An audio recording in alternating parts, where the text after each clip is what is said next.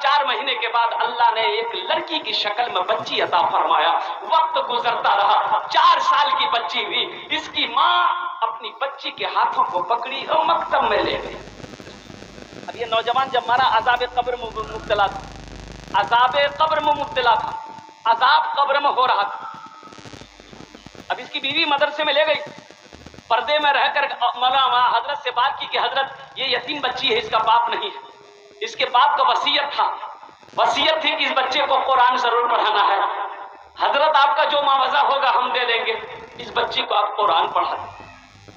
حضرت نے کہا کہ بیٹا بیٹھو، ہم تمہیں قرآن پڑھائیں گے. یتیم بچی ہے، سر پہ ہاتھ رکھا، قربان جاؤ. حضرت نے اپنی زبان میں بسم اللہ الرحمن الرحیم سے شروع کیا. اب وہ دتلی زبان، 4 سال کی بچی ہے، چھوٹی سی بچی ہے، دتلی زبان سے مولوی صاحب جو پڑھے وہی بچی نے پڑھی. اب وہ صحیح سے ادابی کری نہیں کری، کچھ حرف رہ گئے، کچھ حرف نہیں پڑھ پائی. بچی تھی، قربان جاؤ. اس بچی کا بسم اللہ الرحمن الرحیم کا پڑھنا تھا. اللہ نے عذاب قبر کے فرشتوں سے کہا کہ روکو، اس کے باپ کے اوپر میں عذاب روکو، بند کرو.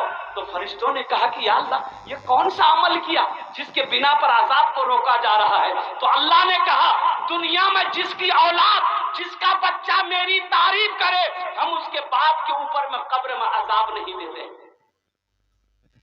دنیا میں اس کی بیٹی نے میری تعریف کی ہے، میری کبریائی کی تعریف کری ہے، میری خدائی کی تعریف کری ہے، اس لیے مجھے شرم آتی ہے کہ قبر میں اس کے باپ کے اوپر میں عذاب نازل کروں. میرے نوجوانوں، اپنے بچوں کو قرآن پڑھاؤ، اپنی بیٹیوں کو قرآن پڑھاؤ. اور سن لیے، یہ حافظ قرآن اللہ اکبر کبیرہ آج اس کے سر پہ پگڑی ہے، کل قیامت کے دن اللہ اس کے باپ کو بھی تاج پہنائے گا، ماں کو بھی تاج پہنائے گا. سبحان اللہ بولو تو ماشاء اللہ. باپ کو بھی تاج پہنائے گا، اور بولو بھائی اب وہ تاج کیسا تاج ہوگا؟ تو اللہ کے رسول ارشاد فرماتے ہیں اس تاج میں اتنی روشنی ہوگی کہ سورج کی روشنی پھیکی پڑ جائے گی.